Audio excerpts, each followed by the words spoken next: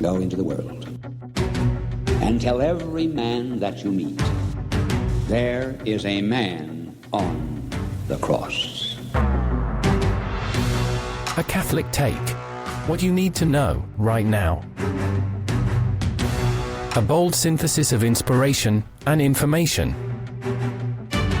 Keeping you up to date on the news and issues from a courageous Catholic perspective. A Catholic Take with Joe McLean starts now. Praise be to Jesus Christ. Welcome back to A Catholic Take, a bold synthesis of information and inspiration. I'm your host, Joe McLean, and it's great to be on with you. Praise be to God. Pope Francis. Has Pope Francis been waffling just a wee bit? It seems, though, because last week, you might remember, we had the whole conversation about why he used that derogatory term, faggotry, to sort of indicate to the Italian bishops to stop admitting homosexuals into their seminaries because they were pushing for it, by the way. Don't forget that part. They were pushing for it. He makes that comment, has to backtrack on that apology. There's worldwide pushback from homosexual priests and clergy all over the world, just not happy with Pope Francis over it. And this week, we learned that he actually encourages a homosexual man to continue with their vocation. And then, of course, we also learned that he's endorsed Jimmy Martin's book. It's weird. It's kind of bizarre. I'm going to be honest with you. It seems like a bit of a waffle there. We're going to have Dr. Anthony Stine on the program at 14 past the hour to talk about what is going on here. It seems to be a little bit of talking out of both sides of their mouth. Also on the program, we are going to talk with Chris Altieri. He is an editor over at Catholic World Report, a journalist, an author. We're going to talk to him about his articles over at Catholic World Report, one of which is on Pope Francis's apology. The other is about a mysterious thing going down in Argentina. A bishop there who replaced Cardinal Fernandez in the Diocese of La Plata, it wasn't even there a whole year, and he's been asked to resign. He's a pretty young guy. He's got a lot of life left in him. Is he just like another Strickland? Like, what's going on? Why, in fact, is there this mystery resignation there? What is going on? We're going to ask Chris Altieri all those questions and more on the show today. And we'll share everything with you in our show notes over at thestationofthecross.com/ACT. Make sure to sign up to the email list while you're there. By the way, my comments on Donald Trump have been included in a new article over at Crisis Magazine, Growing Anger at the Trump Convictions. You can find it at crisismagazine.com, but I'll link to that in the show notes for you as well. Let's pray. In the name of the Father, the Son, and the Holy Ghost. Amen. Remember, O most gracious Virgin Mary, that never was it known that anyone who fled to thy protection, implored thy help, or sought thine intercession was left unaided. Inspired by this confidence, I fly unto thee, O Virgin of Virgins, my mother. To thee do I come, before thee I stand, sinful and sorrowful. O Mother of the Word incarnate, despise not my petitions, but in thy mercy hear and answer me. Amen. Saint Joseph, terror of demons, ora pro nobis. And now, your saint of the day. Saint Boniface, pray for us. Boniface was born with the name Winfrid in the late 7th century in what is now Devonshire, England. As a Benedictine monk, he attempted to preach in Frisia, but was forced to return to England. A few years later, Pope St. Gregory II sent Boniface to evangelize the German tribes beyond the Rhine. After several years of hard work, he was made a bishop, and later appointed an archbishop by Pope St. Gregory III. On one occasion, Boniface encountered Norse pagans in Germany who were worshipping a huge oak tree. Boniface swiftly took up an axe and hewed down the tree, using the timber to build a chapel in honor of St. Peter. The act inspired many conversions, and some consider this story to be the origin of the traditional Christmas tree. The mission in Germany was difficult but successful, resulting in many conversions, reforms, and the First German Synod. With the cooperation of the Carolingian monarchs, Pope St. Zachary made Boniface Archbishop of Mainz and Primate of Germany. He eventually resigned this office in order to again evangelize in Frisia. After some early success, Boniface and several companions were murdered by Frisian pagans in the year of our Lord 754. Boniface is venerated as the Apostle of Germany, as well as a patron of brewers and tailors. For more about this day and others in the Church's calendar, visit thestationofthecross.com/saints and seasons. Saint Boniface, pray for us. And now your headline news. The Hill reports Biden announces order limiting asylum at the southern border. The order will be in effect when the 7-day average of daily border crossings exceeds 2,500 between ports of entry, senior administration officials are saying, meaning it will go into effect immediately. Biden issued a proclamation announcing the change under the Immigration and Nationality Act. The core of the new policy is the ability to refuse entry to most foreign nationals who cross the border without prior authorization. The new policy will prevent border officials from admitting new asylum seekers while it is active. Migrants who are expelled under the order will receive a minimum 5-year bar on re-entry to the United States and potentially be criminally prosecuted. Breitbart reports Epoch Times CFO charged in alleged money laundering scheme. The finance chief of the conservative global news network Epoch Times has been arrested over his alleged involvement in a massive global scheme to launder at least $67 million in illicit funds. According to the indictment, Bill Guan, 61 years old, led the outlet's Make Money Online team, which is accused of using cryptocurrency to purchase tens of millions worth of crime proceeds. Guan was arrested Sunday morning and pleaded not guilty on Monday afternoon before a federal magistrate judge in Manhattan. If convicted, the resident of Secaucus, New Jersey, could spend more than 30 years in prison. Agenzia Fides reports over 1 million attend celebration for Feast of Ugandan Martyrs. In fact, about 4 million faithful participated on June 3rd in the Ugandan Martyrs Catholic Shrine Basilica. It marks 60 years since Pope Paul VI canonized a total of 22 Catholics and 23 Anglicans killed between 1885 and 1887 on the orders of King Mwanga II in the Kingdom of Buganda. It is celebrated on June 3rd in memory of the martyrdom of St. Charles Lwanga, one of the 22 Catholics killed. In his homily, Monsignor Raphael, the Archbishop-elect, warned the faithful not to allow themselves to be seduced by all forms of idolatry and practices that are not in keeping with the Christian faith, such as polygamy, witchcraft, and genital mutilation, recalling that Ugandan martyrs preferred to die so as to not to renounce their faith. They also didn't want to go with the homosexual agenda there either. And those are your headline news. Hey, the gospel today comes to us from Mark chapter 12, verses 18 through 27.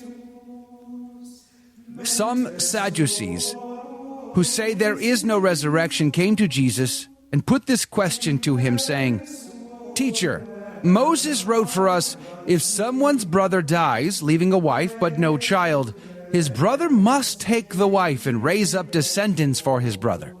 Now there were 7 brothers. The first married a woman and died, leaving no descendants. So the second brother married her and died, leaving no descendants. And the third likewise.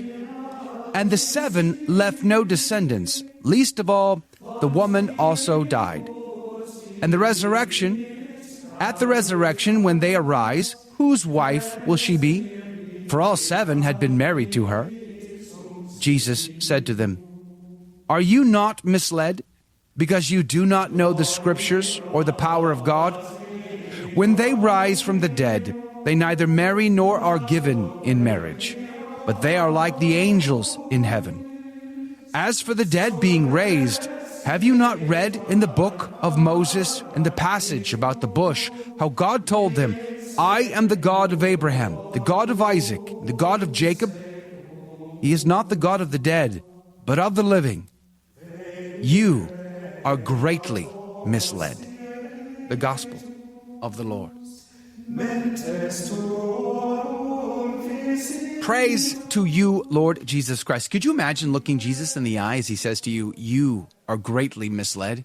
Could you imagine the psychological, emotional, and spiritual impact of seeing the God-man, the second person of the Blessed Trinity, the Savior of mankind, the only way by which one can see the Father or obtain heaven, and he says to you, "You are greatly misled"? Like, that would be soul-crushing, I have to imagine. Could you imagine what it would be like at their judgment? Yikes. The Ignatius Catholic Study Bible says the Sadducees, priestly aristocrats who managed the affairs of the Jerusalem temple, their denial of a future resurrection was unacceptable to most Jews of the day. Here, they consider a future resurrection only hypothetically. they are really out to prove there is no such thing. The Sadducees draw attention to the Levirate law in Deuteronomy chapter 25. This law required a man to marry his brother's widow if the brother died childless. The man would thus produce children for his deceased brother and carry on his family name in Israel. The Sadducees considered this legislation inconsistent with a belief in bodily resurrection, since the widow's numerous marriages would only lead to confusion if all of her husbands were raised. At the general resurrection, the righteous will become like angels in glory and immortality. They will not, however, live as disembodied spirits. Marriage will no longer exist in this state, since its purposes are fulfilled during earthly life. So we don't become angels. We don't have angels in heaven. Prayerfully, we have saints that can intercede for us in heaven, but we don't become angels when we die. They are a separate creature altogether. It goes on, since the Sadducees restricted biblical authority to the Pentateuch, Jesus deliberately draws from the Pentateuch to demonstrate the resurrection. Exodus chapter 3, verse 6. The passage narrates how Yahweh revealed himself to Moses at the burning bush as the God of the deceased patriarchs, Abraham, Isaac, and Jacob. Their intimacy with God, even after death, proves the immortality of their souls. Wisdom 3:1. And so hints at the future resurrection of their bodies, as in Isaiah 26:19. So the Lord is no dummy. He knows your heart. He knows your thoughts. And you can't trick him. You're not going to pull a fast one on the Lord. He catches you every single time. So repent and believe in the gospel while you have an opportunity to do so. Hey, we'll be right back. Dr. Stine is coming up next. Don't go anywhere.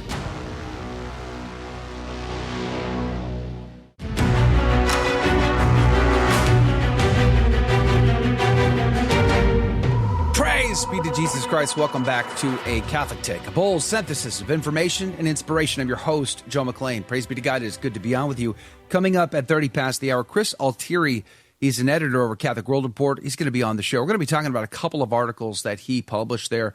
One is about the apology of Pope Francis and the gentleman's agreement that he was trying to make with the Italian bishops. But did they out him? I'm wondering. Interesting turn of events there. Also on that conversation is going to be what's going on in Argentina, why the mystery surrounding this young bishop. Again, a young bishop asked to retire, which he did. Why? He was replacing Fernandez down there, and there seems to be some unanswered questions. Chris Altieri joins us at 30 past the hour to have those conversations. But there are lots of stories in the news that are of great concern to us, and I'm sure they are to you as well. And I love to turn to Dr. Anthony Stine over at Return to Tradition to get a lot of the scoop on these stories. Last week, you might remember, we heard Pope Francis telling the Italian bishops to cut out the faggotry. This week, Pope Francis not only endorses Jimmy Martin's new book, he wrote the preface to it, but he is also telling young homosexual men to continue on in their pursuit to their vocation. Well, which is it? I'm just curious. It seems to be a bit of a waffling going on. Dr. Anthony Stine joins us now. Good morning to you, Dr. Stine. Thank you for your time today. Good morning, and thanks for having me on. So what's going on here? Is Pope Francis talking out of both sides of his mouth? What are we to believe in all of this? It sounds like he is if you take what he says out of its historic context. Let us remember that kind of language, this is just a cruder version of what he has said before about traditional priests and priests who want to have a more traditional priesthood. Remember, he has said two groups of priests before that, who says we don't have women in the priesthood? Look at all the lace that you see. And then talking about how priests need to give up grandma's lace and all this stuff. I am convinced that he was directing the comments that you said there towards traditionally minded priests, whether they are traditional Latin Mass priests or priests who offer the ordinary form in a traditional way. That is what he is talking about. Especially when you couple that language with what he said on 60 Minutes about conservatives, where you'll recall in that interview, he talked about conservatism in the church, not just in the church, but in the broader world, as being an ideology that essentially replaces love and all this kind of thing. He is remarkably consistent on these things when you understand his context of what he says.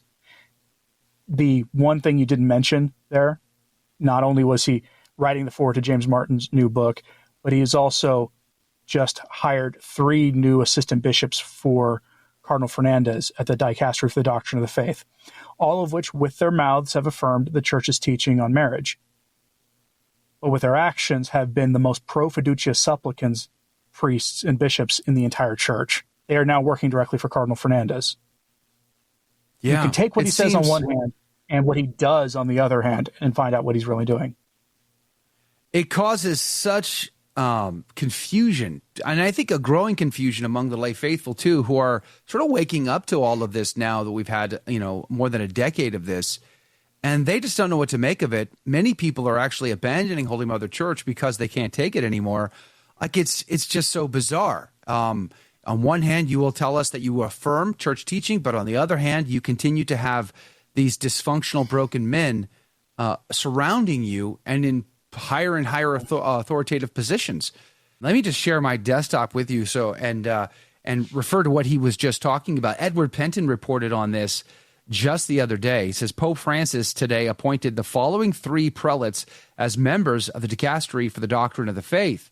All have defended the Church's moral teaching and marriage between a man and a woman. Cardinal Jose Mendonça, prefect of the Dicastery for the Culture and Education, served for some years as rector of the Capella Dorato, a private chapel in Lisbon known for ministering to homosexuals, whom he said he doesn't judge. The cardinal has also been a support of Maria Teresa, a former religious sister, famous for advocating queer theology, and wrote a preface to one of her books. Now, the issue isn't administering or helping or discipling or working with people who struggle with same-sex attraction or gender dysphoria. That's totally fine. That's good. We ought to be, doing that. That's not the issue. The issue is pretending as though their behaviors are normal or acceptable or okay. Therein lies the problem. Cardinal Marcello Semeraro, I'm sure I'm getting that wrong, Semeraro, prefect of the Dicastery for the Causes of Saints, has reportedly turned his diocese into the Italian capital of the Catholic gay movement, annually hosting the Forum of Italian LGBT Christians, a group seeking to make homosexuality fully acceptable inside the Church. He also wrote the foreword to a book by an Italian priest entitled Possible Love, Homosexual Persons and Christian Morality, and supported by legal recognition of homosexual civil unions. See what I'm saying? This is the problem. It's not about meeting people where they're at. It's not about, having a sort of a sympathetic heart to the struggles of people and their issues. That's not the issue. The issue is pretending as though those sins, those difficulties, those temptations are normal, acceptable, and should be just like everybody else. You're just like everybody else. It's totally fine. Therein lies the problem. Therein lies the challenge. And then, of course, there's Archbishop Bruno Forte. He was responsible for the sections on homosexuality in the controversial interim document of the First Synodal Family in the First Synod on the Family in 2014. These are issues that are confusing at best. Dr. Stine joins us again. Welcome back to the show. Sorry about the interruption there. So I was asking right before we got cut off, why do you think Pope Francis does this double talk, this crypto speak that he likes to use, digging on people in sort of casual low bar language that seems to be beneath the office of the pontificate? How do you explain that? I think the language can go back to his early days as a bouncer. It's hard to take a person's past out of them. And I don't mean to denigrate anybody who's a bouncer for a living, although it's kind of a weird occupation if you're a Catholic. But I think that's part of it. But I think it really does go back to his saying he was made Pope to implement Vatican II.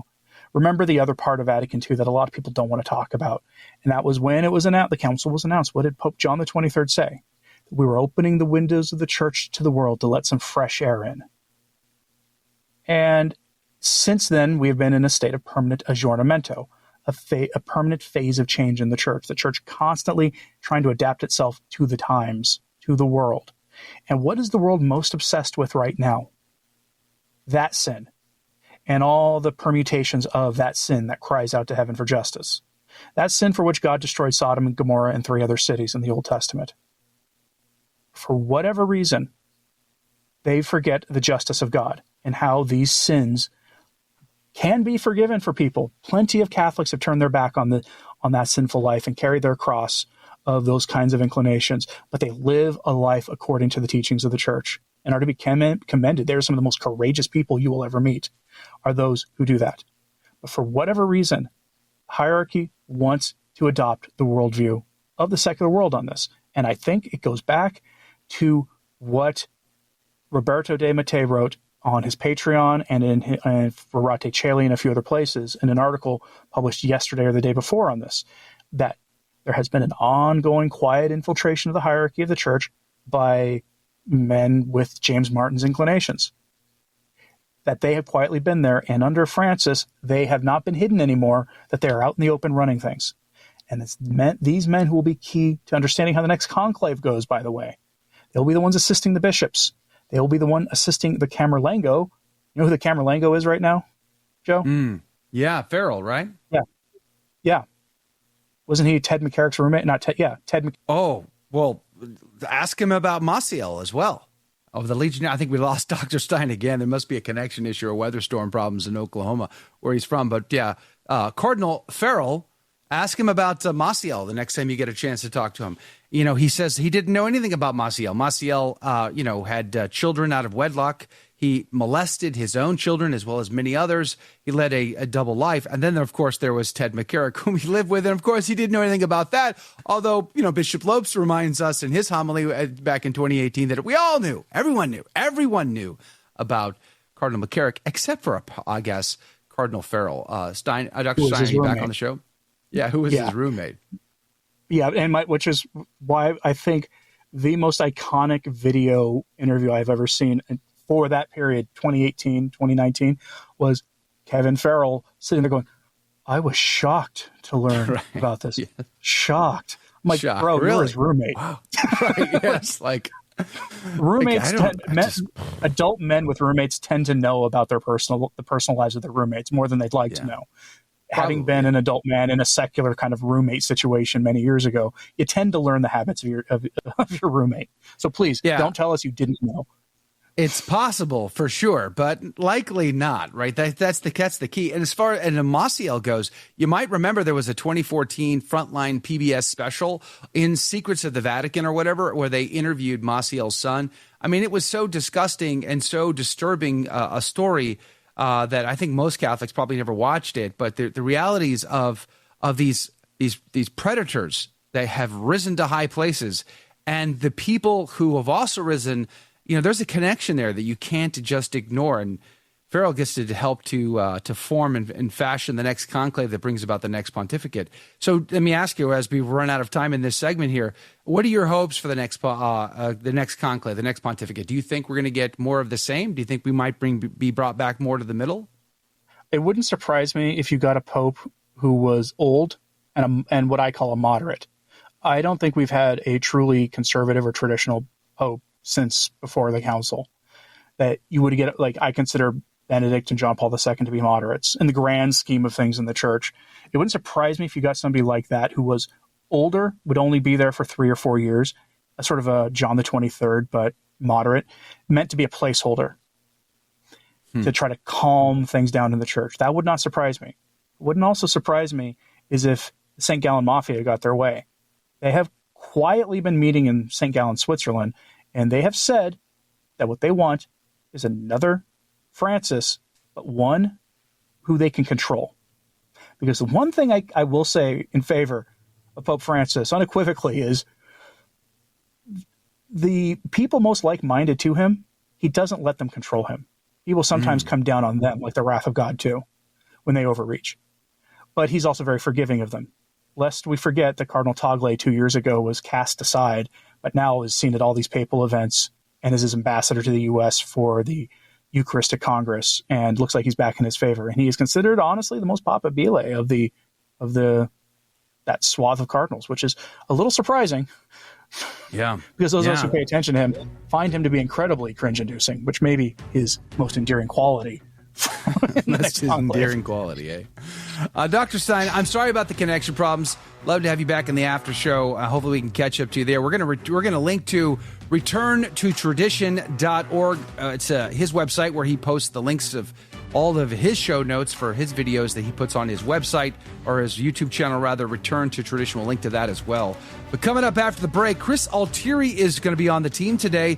I want to ask him about a couple of stories. One, his article about the apology of sorts that we heard about last week with Pope Francis using the Italian term faggotry. Very interesting comments there in that article. But the mysterious case that's going down in Argentina. A young bishop, the prime of his bishopric, asked to retire early. Why is that?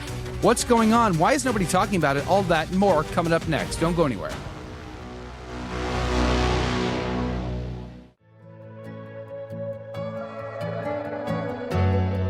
Hi, this is Jim Wright, president of the Station of the Cross. We continue to make steady progress toward our spring appeal goal and now need $99,800 to reach it. Thank you for your support. Please ramp it up this week so we can make a huge leap toward our goal and end the appeal quickly. We need a sacrificial gift from every listener to get us across the finish line.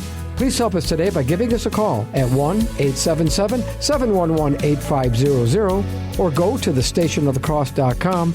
Use the donation page from your iCatholic Radio mobile app or return the envelope from one of our mailings. For 25 years, the Station of the Cross has been there for you and your family, helping you to grow in your faith. We now need your help to keep us going strong because we can't do this important work without you. Thank you for your generosity, and may God bless you and your family.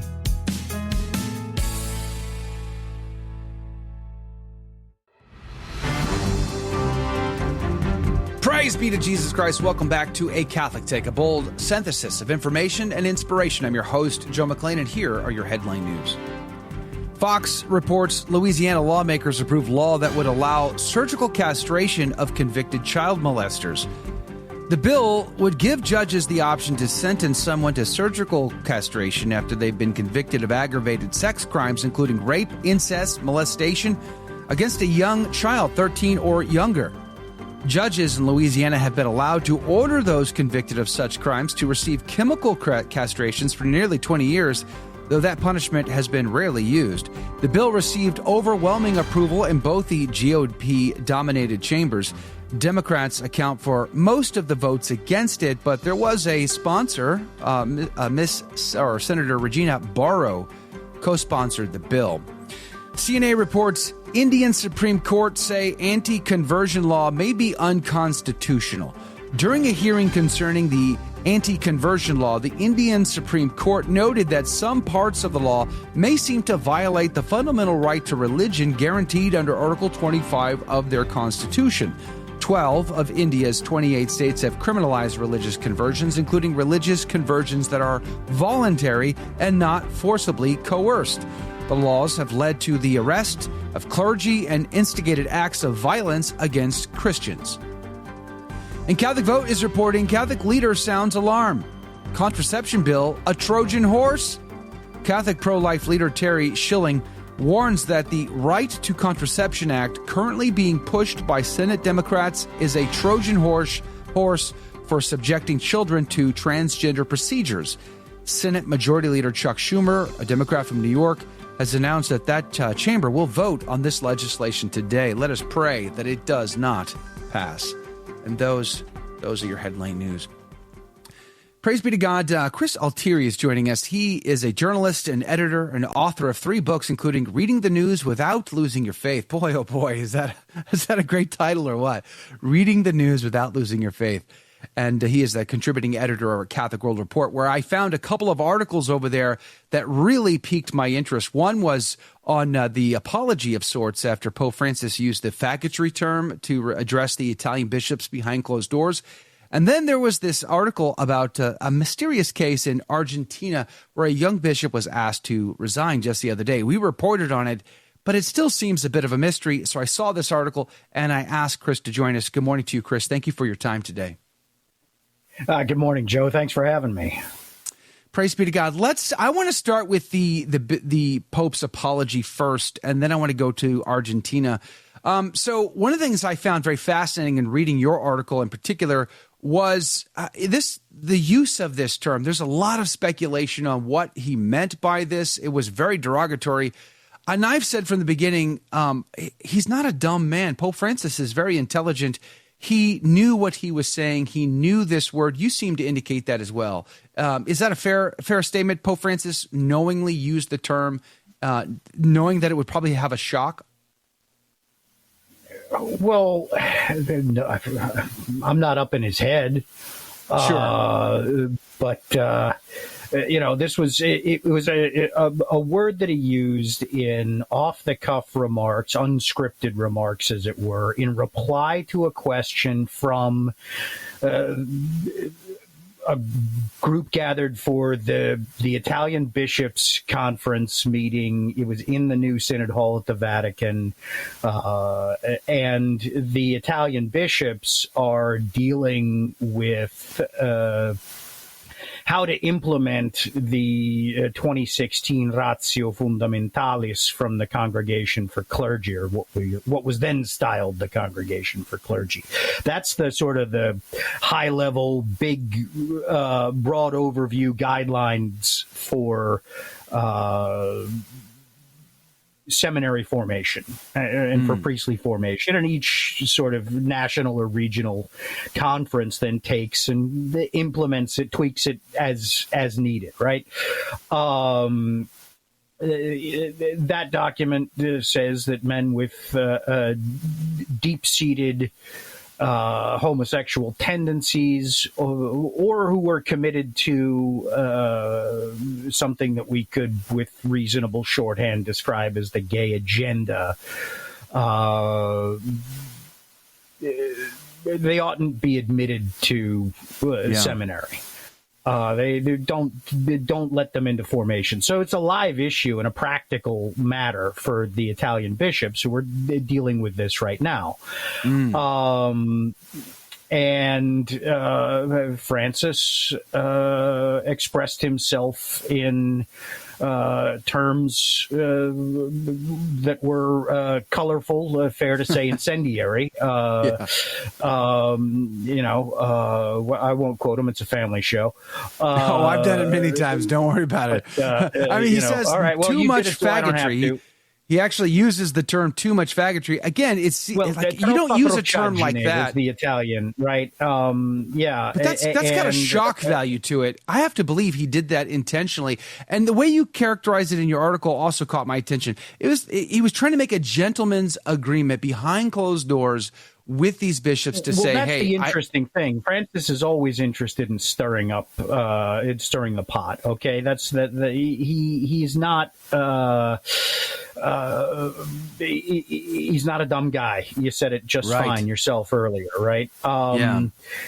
Whether and to what extent this whole thing is orchestrated, I don't know. It's hard to believe that. He also decries the chattiness of clerics in general and of bishops in particular, right? So he's in a room with 230 of his closest friends. I can't imagine him thinking it's not going to leak. Right. Well, that was the other question I wanted to ask you. Do you think so? Do we know who leaked it? We know it was like an anonymous source at the Vatican who talked to three of the bishops. That's how I saw the reports. But I wondered, when I read about in your article about the gentleman's agreement, like he's trying to say, listen, stop, back off, slow it down, and it gets leaked. I wondered whether or not the Italian bishops wanted it leaked, thinking, it's pure speculation on my part here, but I wondered if they didn't want it leaked because they knew there'd be tremendous backlash over this term that he used in Italian. And there was quite a bit of backlash. In fact, many homosexual priests have come out of the closet on social media to express their unhappiness towards this term in the Pope's comments there. Does this give the Italian bishops a pass to not have to listen to this now? They can actually proceed with their intent to admit more homosexual men into the seminary. What say you, Chris Altieri? I don't know. Look. The CEI, as we call it in the business, right? That's the Conferenza Episcopale Italiana. The Italian Bishops' Conference is a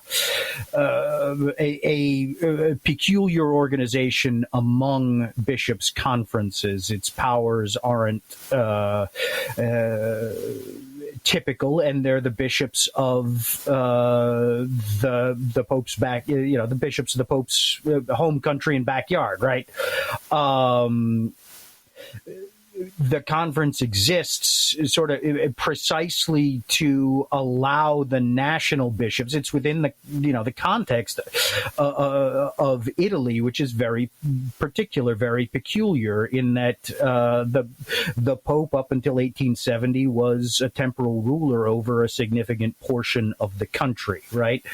So the conference itself exists in part, at least, in order to give the institutional church a corporate voice, as it were, that isn't immediately or directly a wing of the apostolic palace, right? All sorts of considerations like that need to be taken before one measures anything that they do. And then you have the culture of, a very long established Italian church that's very much different from most other modern episcopacies and episcopal benches. One of the consistent efforts, I think it's fair to say, throughout the Francis pontificate that we've seen has been his attempt to reform the Italian episcopate and reform the structure of the church in Italy institutionally. Lots of dioceses. He tends to think there are too many, so he's done a lot of combining sees. I can't think off the top of my head of him suppressing any outright, right? But reducing the number of bishops is something that he's been interested in doing. Who have care of souls and jurisdictions of their own, right? So you'll find a lot of Italian bishops who are bishops of 3 different places, 3 different jurisdictions, all combined in persona episcopi, right? Before we begin to speculate on what the bishops themselves may or may not do, let's take a step back and realize that their chessboard is different. Interesting. That brings up the Argentine question in my mind, because the issue of bishops. So in Italy, they seem to be going more like the American model. We have bigger dioceses with more parishes, less priests, kind of a model. It's very interesting because Italy was always smaller dioceses, and that proportion or that ratio between bishop, priest, and priest layfolk was always smaller. So that's a very interesting turn of events. But in Argentina, you wrote this story. The Mestre resignation is a mess on multiple levels. We're going to link to both of these articles today from the Catholic World Report in our show notes, but CatholicWorldReport.com is the website. So this is interesting. It's a mystery. What in the world is going on in Argentina? Why would the Pope ask such a young bishop? He's very young, got a lot of life left in him. It seems to be a trend these days that we have all these bishops that are being put out to pasture well before their time, especially in a day and a time where there is shortages. There are vacancies and such. What is the story in Argentina? Well, I can't remember which of my friends noted it, but there may be a crisis in vocations to the priesthood, but there's never a crisis in vocations to the episcopacy. Look, what's going on in Argentina? I don't know. I don't think anybody does right now, and it's going to be up to local reporters to suss out the story there. I wish I were there, but I'm not. It's an interesting one. It's a head scratcher, that's for sure, right? Best I can tell right now, the catalyst for the unrest for the shakeup that has gone on involving 2 places similarly named, but several hundred miles apart from one another, are La Plata and Mar del Plata. Now, Mar del Plata is maybe about 300 miles, almost due south of Buenos Aires, on the southern part of that little peninsula that juts out. If you folks at home are remembering your your South American geography, right? La Plata is essentially a suburb of Buenos Aires, and it's its own metropolis, right? The seas became vacant in a series of moves going back to the 2023 departure of Victor Manuel Fernandez, now Cardinal Fernandez, an old friend of the Pope, a protege of sorts, a ghostwriter of at least a couple of, or at least one controversial document, and the author of another as soon as he got to Rome to take the corner office at the DDF, right? So there's something fishy about that situation, because the two guys who were brought in to Mar del Plata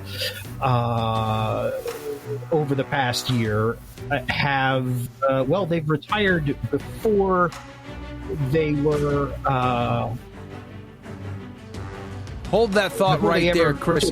Chris, we're right at a break. We're going to come right back, pick up right there where we left off. We're talking with Chris Altieri. He's an editor over at the Catholic World Report, CatholicWorldReport.com. We're going to put links to his two articles that we're discussing today in the show notes over at thestationofthecross.com/ACT. But more is coming up right after this break. The doublespeak, the confusion, all of that and more with Chris Altieri coming up next. Don't go anywhere. Be right back.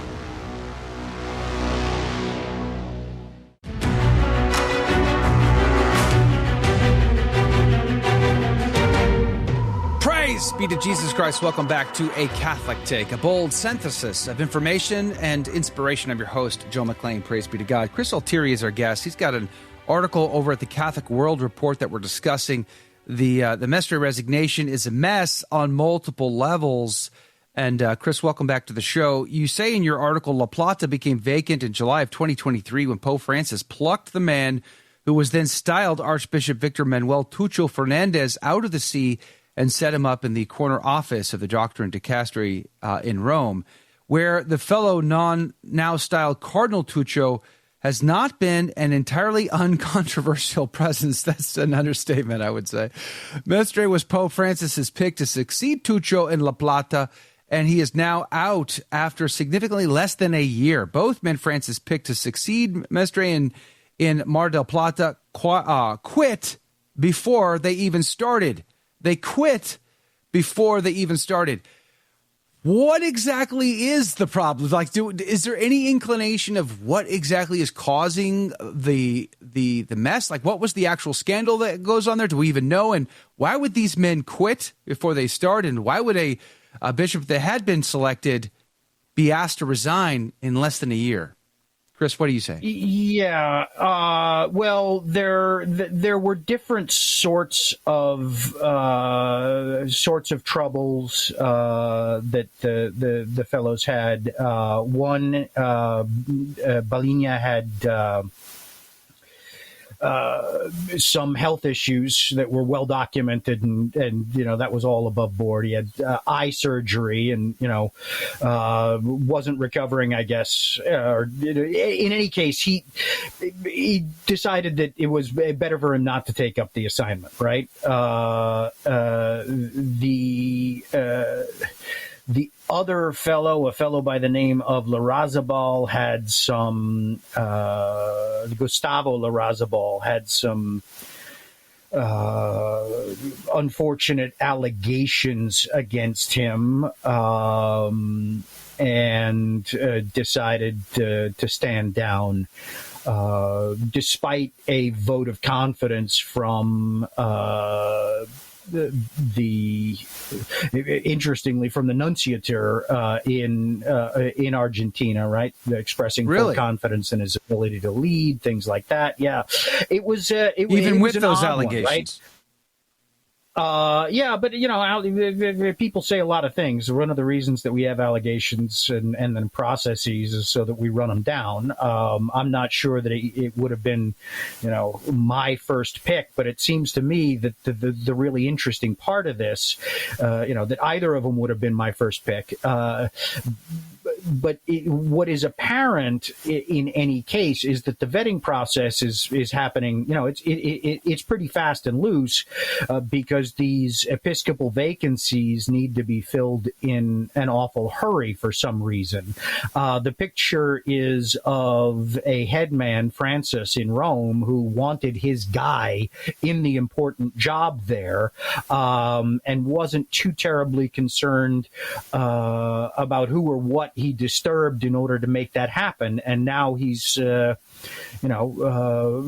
catch up in his home country where there's a bit of trouble. How all of this shakes out, I'm not sure, but it is interesting to me from as an analyst because it gives us, I think, something to examine, right? In terms of the Pope's modus governandi, his mode of governing.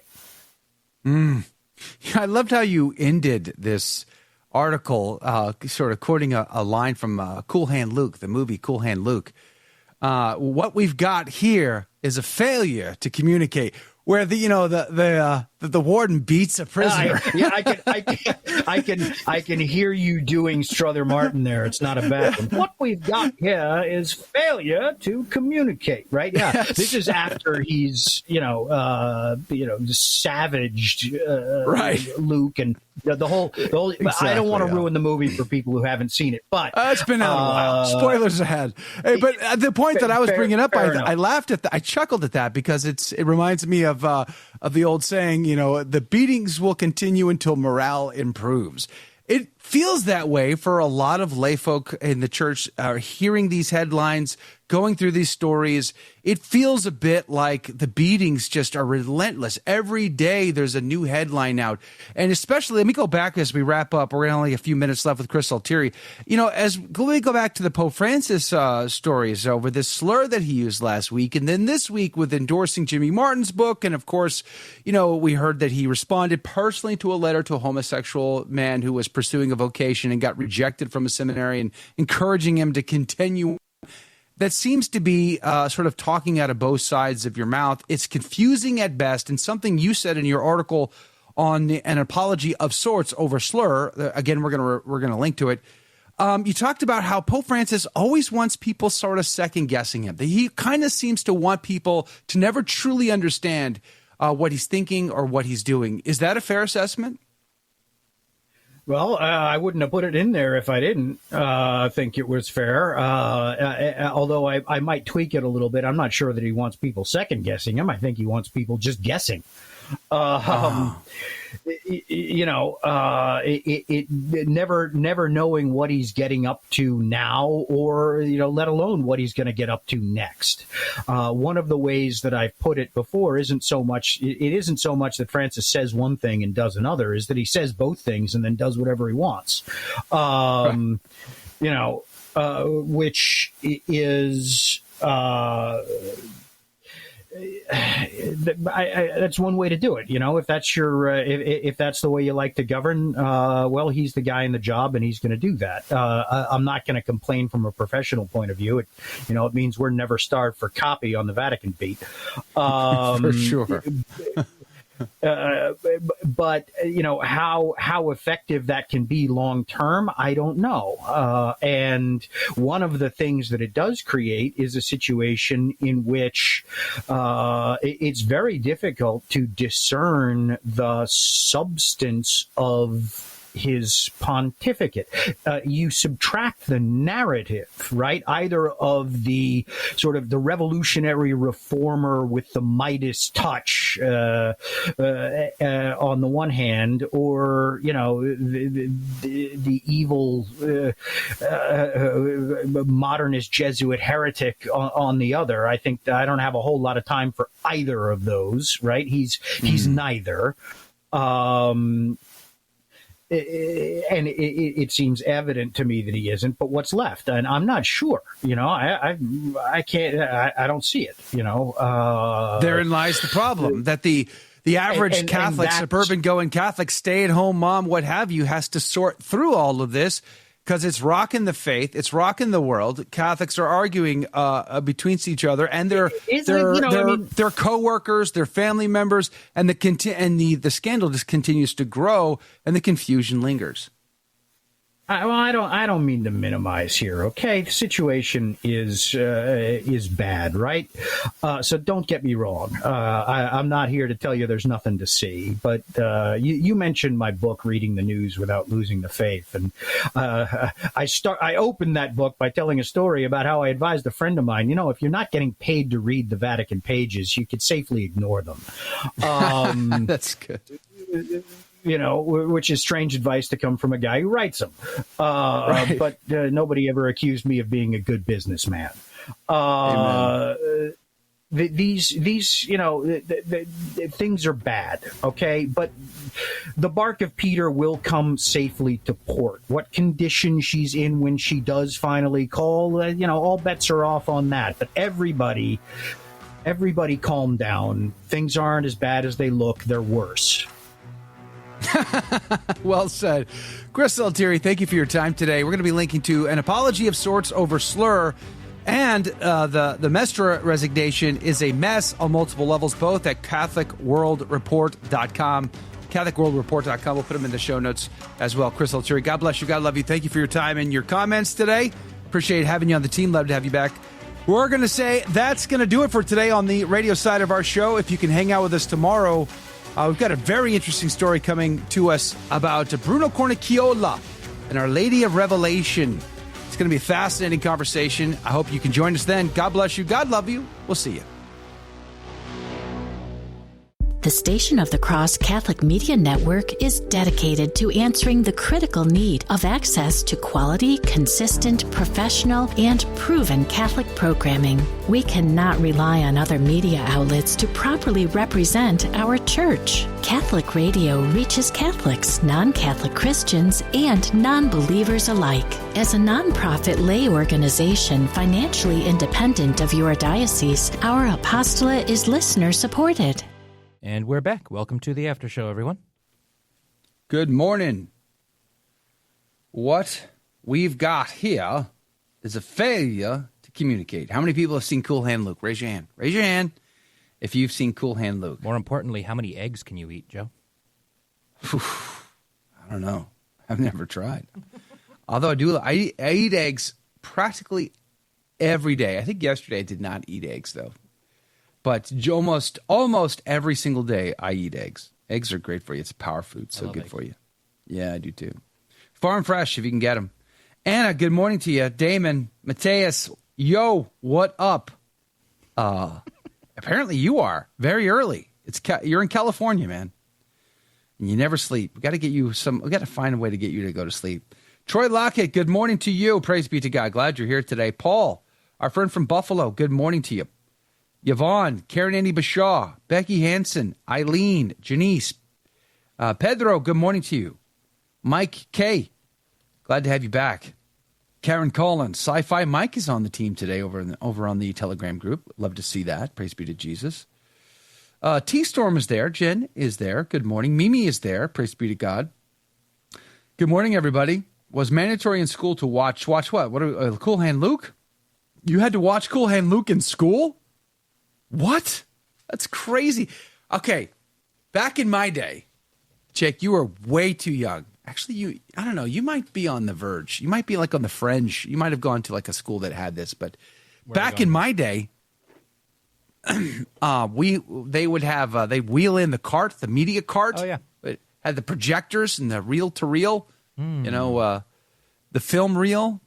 And you would listen to the film reel going the whole time. That was so good, we had VHS tapes. We had those too. Yeah.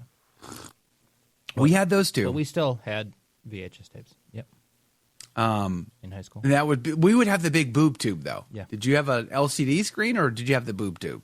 It was strapped down. Yeah, it would be strapped down to the cart with a big giant strap. It was the CRT. It was everything. Yep. Okay. And the CRT, the cathode ray tube. I believe Dr. Stine is back with us. Is he? Welcome back. Praise be to God. Sorry about the connection issues. It's a never-ending battle here on the show to prevent people from cutting each other off. I don't know why, but it is. I in between when I was here before, now I was editing a video and I very nearly started exporting it, which could put my ability to participate in jeopardy on my end because of bandwidth. So, I get it. By the way, side note, rabbit hole. I'm going to be in Oklahoma. I'm going to Clear Creek Abbey for my 50th birthday, and that's coming up in July. About 2.5 hours away from me, and I haven't advertised this yet. But in July, my wife and I and kids will be taking a road trip, and I will be doing my live streams and video production from hotel rooms during that time. Because the news never stopped. Yeah, well, I did that after the tornado came within 100 feet of my house last year. So, we are doing that again. That's pretty close. That's pretty close. My in-laws' 45th wedding anniversary is coming. So they live in Portland, but we're driving to La Grande, Oregon, which is in Eastern Oregon. I don't want to go to Portland. It is, and it's run by sociopaths. It is. My mother's trying to get us to move back to Oregon. She's like, what policies here are keeping you from wanting to move back? I'm like, well, they just banned guns, basically banned guns in Oregon. They kept the state locked down for 2 years. If I decide they try to restrict homeschooling, and it's practically a hate crime to say men are men and women are women, and you can't pretend to be something you're not in that state. Yeah. Need I go Oklahoma. On? Besides the abortion thing. Yeah. Oklahoma is one of the most it's definitely one of the most homeschool friendly states. It's a Second Amendment friendly state. It's got some of the lowest taxes in the country.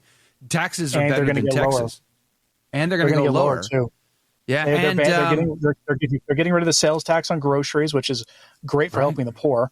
Mm-hmm. Yeah. But they're also talking about getting rid of the state income tax too, which I'm completely fine with. Deo gracias. That's why I've been praying and asking and hoping that maybe I could move the family either to southern Missouri or northeast Oklahoma. If you live in the northeast Oklahoma area, it's a sweet spot. Within an hour, you'll have 4 or 5 TLM options. Well, right. If you lived in northeast Oklahoma, you'd probably end up going to my parish if you were going to go with the FSSP, because I go to Mass in Tulsa. Claremore, the town in the movie Oklahoma, the classic movie, they just got hit by an EF3 tornado. Don't mention that out loud. My wife will hear you. Well, I will say this much: that part of the state doesn't get hit as often as where I live. From your lips to God's ears, praise be to God. By the way, I discovered I have a new superpower on YouTube. I wish the other chats, I wish Facebook and Rumble would give me equal options. They don't, and I don't know why, but I can pin comments now in YouTube. So I've been pinning comments during the show today, just to say thanks for being on the team and being a part of it. You've been confusing everyone. They thought it was a conspiracy, Right, well, they're like, "Why is my comment pinned?" I'm pinning comments. I suspected who was doing it, but I told them I know nothing. Oh, wait, you can pin the live chat comments. Yes, I've been pinning comments today. That. Yeah, I've never tried to do that. I usually pin the people on in my normal videos who do a little super thanks or whatever. Here's a little tip, and I usually pin that. But I've never tried that with my live stream. I'll have to do that tomorrow morning. Yes, so I've pinned a few of them. I'd just glance over, I'd find one, I'd pin it. So I wasn't explaining anything, but I was pinning anyway. Happy birthday, Joe. Yeah, thank you, Laura. I appreciate it. Go ahead. Do you think Bishop Schneider's going to get in trouble for essentially helping those quote autonomous nuns in Florida by consecrating their new monastery? Fascinating concept. It's like, it's such a think about. So all the Pope's planners are going to be like, you can't have autonomous religious communities. You're not allowed to do that. But what if they self-identify as religious? But you're okay with people who self-identify with stuff, just not Orthodox solid Catholics who want to be sold out for the faith. That's the only thing you're opposed to. It seems like we live in such bizarre times that we rationalize in weird ways.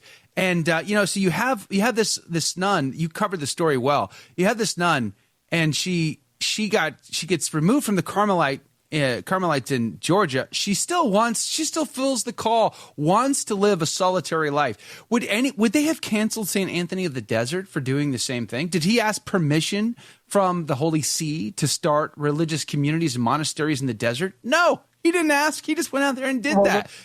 But we live in a world today where you have to call the Home Office and say, hey, I'm thinking about doing this today. Is it okay with you? And so there's going to be, I don't know. I think he'll get in trouble, but I don't know. If he was going to get in trouble, wouldn't he have gotten in trouble already? Like, I don't know. I think auxiliary bishops are probably the most vulnerable after priests. That's why you don't see too many of the bishops speaking up anymore. But yeah. I kind of find this funny because I was working on a video for some synodal synthesis report that came out of a country.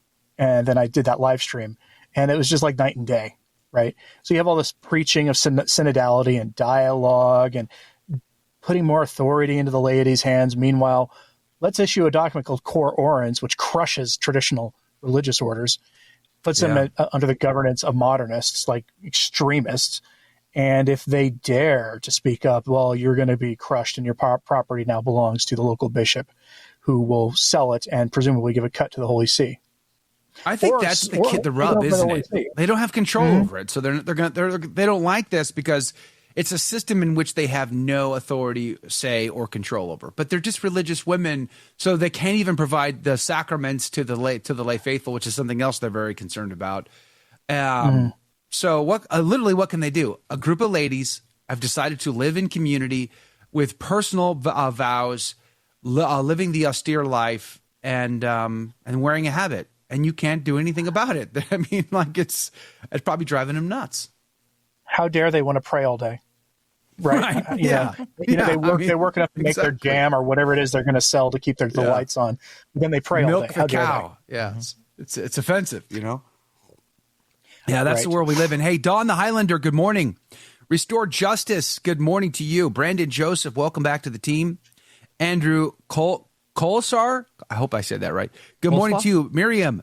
Coleslaw? No, coleslaw. It's not coleslaw. Andrew, that was not me, okay? Direct your hate mail to producer Jake. Laura, good morning to you. Miriam, good morning. Kilroy Jones. Chris Schoonmaker, good morning to you. Praise be to God. The Lost Creole is back. Good morning. Janice, good morning to you. Eric JMJ, welcome back. Good morning to you. Chesty, good morning, Semper Fi. Glad to see you on the team today. Praise be to God. Evelyn, good morning to you. Thanks for hanging out. Jackson Pickney, good morning to you. I'm going to pin your comment. I'm pinning comments today, people. How do I do that? Oh, right Joe's there. Gone okay, mad. got it. He's gone mad with power. I am the mad pinner. Andrea, good morning to you. From where? National Harbor, Maryland, did you say? Maryland? Good morning. Thanks for hanging out. Joe asking for tickets to Niagara Falls event for my birthday. Oh, you want to come to the Niagara Falls event? Well, reach out. I'm sure we can figure something out. Praise be to God. You'd have to show up, though. It's, Niagara Falls, way, like, you go look for the Arctic Circle, turn right. That's where we are. Praise be to God. It's going to be beautiful. I'm going to have, most of my family's going to be with me up there. I can't wait. They've never seen Niagara Falls. I've been blessed to be there several times. So, and I'm gonna test the theory that you can survive the Niagara Falls in a barrel. I'm going to put one of my kids in it and throw. It's going to be fun. You're going to want to be a part of that. Paul, good morning to you. What's that? Have you done that? Yeah, Jake. I said it builds character. Yeah. Oh, loads of times. Loads of times. You guys do it like a school trips, like you guys go to Niagara Falls when you were kids, and they threw you in the barrel. Put you over the falls in a barrel. It's a rite of passage. James, 6897. Edward Clancy, good morning to you. Says, good morning. All pasture-raised fresh eggs make commercially farmed eggs seem tasteless. Yes, that is true. You know what else is incredibly amazing? Yeah, of course, I hunt, so venison is fantastic meat. Love it. My family loves it. But when we have we've gone in with other families to like have a cow slaughtered from a local ranch. Mm-hmm. It is amazing how good that tastes. I mean, nothing like the stuff coming out of your grocery store. So good. Sort of. I will say this. I used to be like some people know I have a second channel. I haven't really updated it in a while about like the carnivore diet. And I usually just talk about food news and some tips on how to survive the diet. Well, something happened. It was weird. I have no idea what happened, but there was like a switch was flipped where I could not even stand the smell of grass-fed beef anymore. Why? Cooked, like I have like probably an eighth of a cow still, right? And like if you lived in Oklahoma, I'd offer you a really good deal. I'd like eat a it. ridiculously good deal to get So rid of it. I'd be like, how does $2 a pound sound for grass-fed beef? You know? Oh Right? man, That's it's what I a would do. steal. I would drive in 2 hours to get it to you with coolers. But here, the thing is, like, I cooked something. I don't even remember what the cut was. I choked it down. It was just like out of the blue. I couldn't do it anymore. And the next day, I made my wife some spaghetti using the ground beef, and the smell nearly drove me out of the house. Why? I don't know what happened. That's I crazy. can't handle the grass-fed beef anymore. And this wasn't even 100% grass-fed, which is hard to find. This is a local rancher they don't do that. who grain finishes like for the last month or two, just to get it sun They always fat. do. Yeah, And they beef it up that way. Yeah. But the thing is, if you're doing a carnivore diet, you want that fat. It's why I like venison, or at least I did. It's a little gamey, so maybe I can't do it anymore. But venison's always super lean, and I love venison. the only way I've been able to lose Venison's weight recently is fantastic. I've only been able to lose weight recently doing 70% fat or more lately. Yeah. I guess it's age catching up with me. Part of my carnivore journey has been because of your carnivore channel. That was one of the first time you and I ever talked was to talk about carnivore. And I lost 150 pounds on the carnivore diet. I'm sort of in a maintenance mode now, sort of cruising. I still should lose more, but I've been cruising for a while now, sort of maintaining. But elk, grew up on elk, says Chesty. Elk is fantastic. Elk, the venison, moose, buffalo. Oh, so good. All those meats are really good. Now, when it comes to venison, so we butcher our own. I don't send it off to somebody else to do. And in my opinion, venison tastes better when you take the time to remove as much of that sinew as possible. I have found that when you send it to a butcher, their job is to spend the least amount of time possible butchering your deer. So they are really great at butchering fast. They're masters at the knife. But they also aren't going to take their sweet time making sure to remove as much of that sinew as possible. It's that sinew, the connective tissue that in my opinion anyway, creates that sort of more gamey flavor. When we take our time, we do right on our dining room table, we just spend I'll spend a few days butchering a deer just to try to get off as much of the sinew as possible. And we love the taste. We've never had any issues with it. It's been great. So I definitely feel like it's a game changer. The problem is living in the great state of Texas, where 98% of the land is privately owned, it can be hard to be a 501c3 religious broadcaster and afford to go hunting. So I'm always at the whim of the charity of people who own land to let me go hunt there. But I'm guessing anyway, hopefully we'll get another chance. A lot of landowners there charge a fee, don't they? Huge fee. It's a big hunting, business in the state of Texas. It's a I'm big sure it business is. in the state of Texas. And if you went back to Oregon, you could hunt bear. They have bear I'm tags good. in Oregon. I was reminded of how dangerous bears are with that stupid "would you choose the bear or not" That was a fun meme for a thing week. discussion. That was annoying. Yeah, it was. It was because it showed how unhinged a lot of feminists are. Yeah. That was, Although it showed their incapability of understanding per capita statistics. Right, and it also provided a great example, a great opportunity to tell them, hey, now you know why we don't want men in the women's restrooms. Yeah, exactly. Yeah. Hey, by the way, so if let me give some shout outs real quick. Lori, good morning to you. Don Paddock, good morning to you. Linda, I'm sorry that the cancel culture is coming after you. Would definitely be assured of my prayers for you and for your business. I know what that's like. I've experienced it a bit myself. Especially under the Gloria Purvis debacle that happened a few years ago. It can get ugly, but hold the course, stand fast on your principles and your faith, and let the haters hate. Hey, Jane, good morning to you. Junior Barra, good morning to you. Patty, Rachel Jordan, good morning to you. Praise be to God. I was going to say, so Eastern Oregon is trying to secede to join Idaho. It's not new. They've been after this for a long time.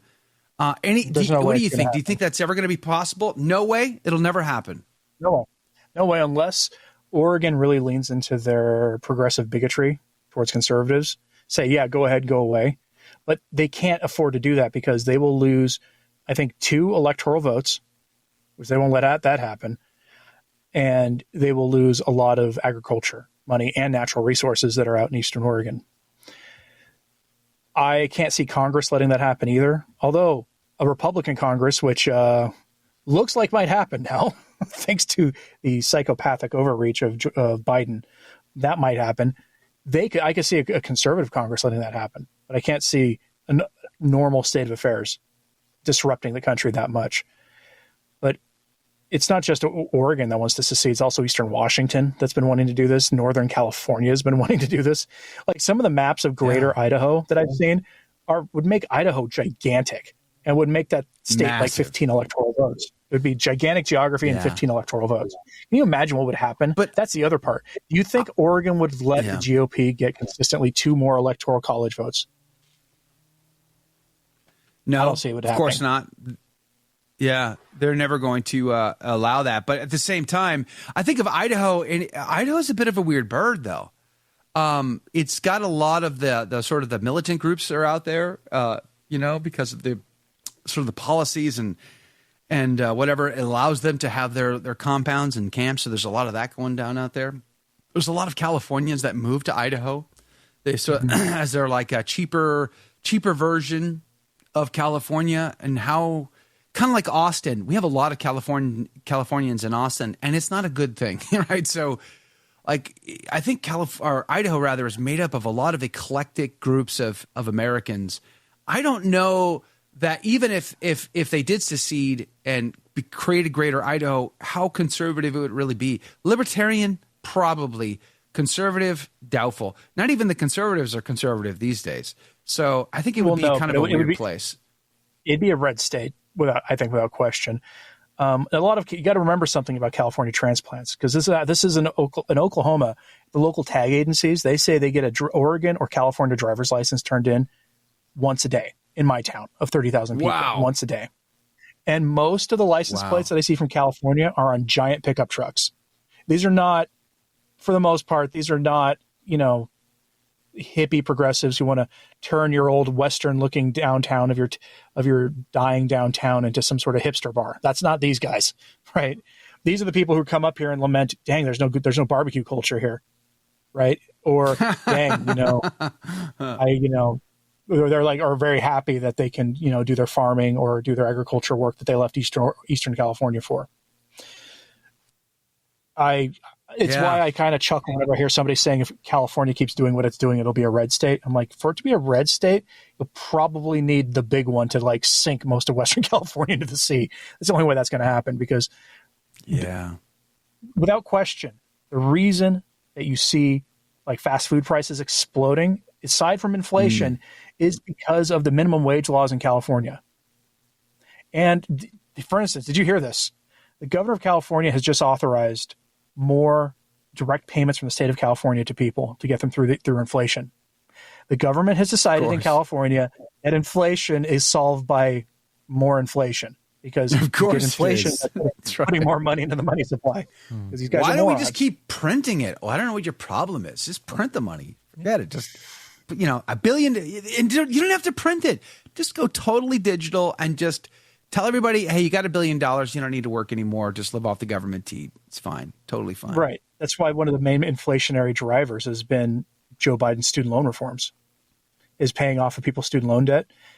Even though I don't exactly understand why it works that way, because it's a government ledger that you can just cancel out. That shouldn't require money to be put in the money supply, but for whatever reason, it drives inflation. You could just and he keeps doing require people to pay it back. Yeah.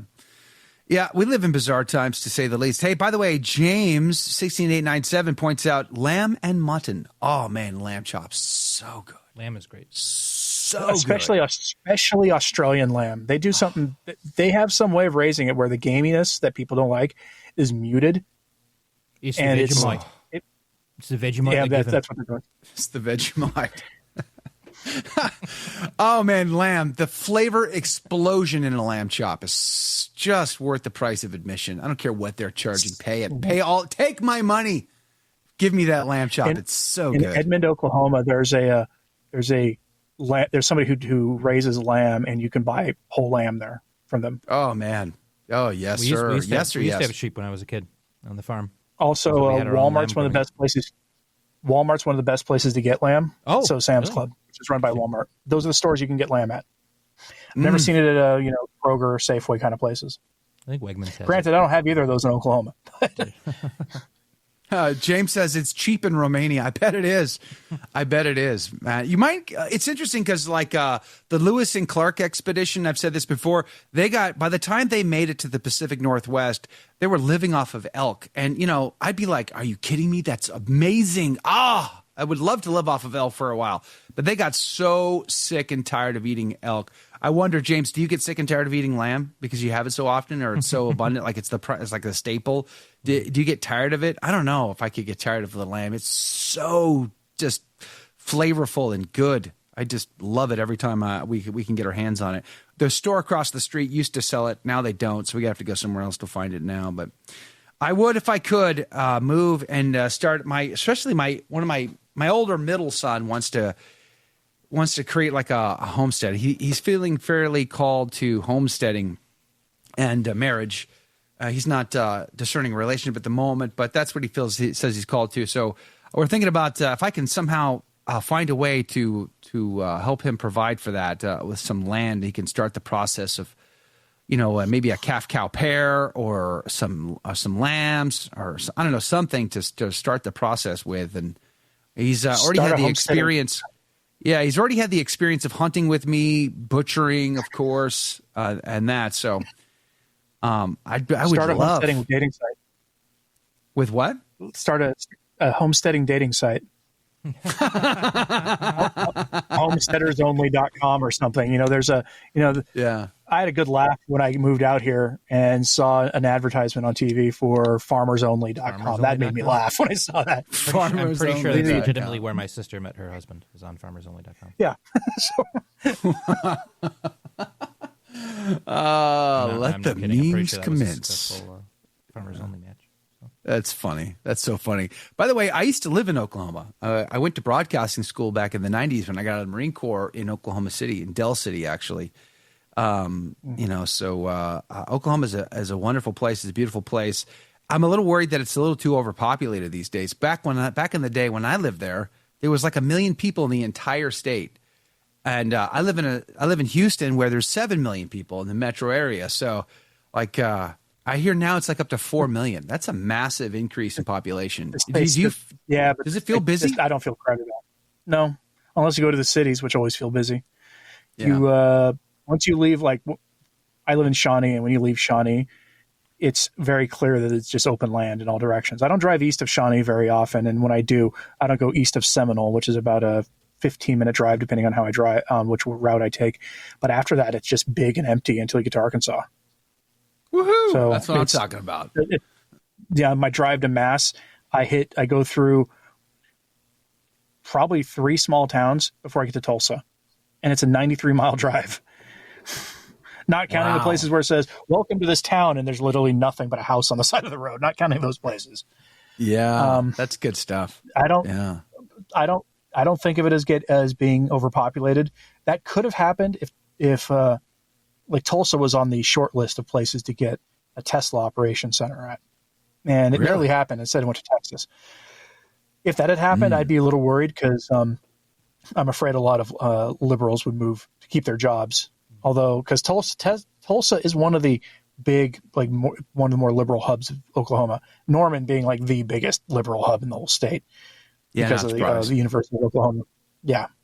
A lot of the places in Tulsa and Norman remind me of Portland in a lot of ways.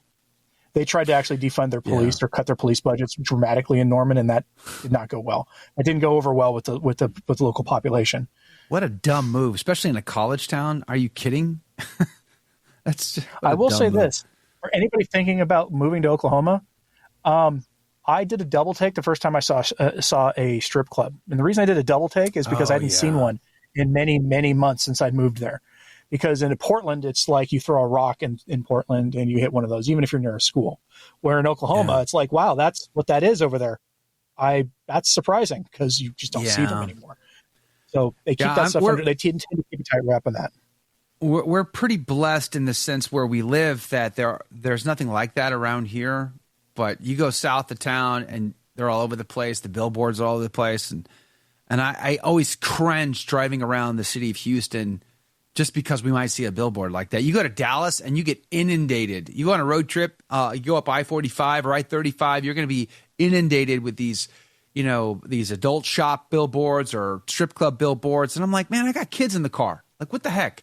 If you guys elect me the Holy Roman Emperor, I will make that not only illegal, I'll make it. You can execute the people who put that stuff up. Okay, so hey, another reason number 777 to vote for me as the next Holy Roman Emperor.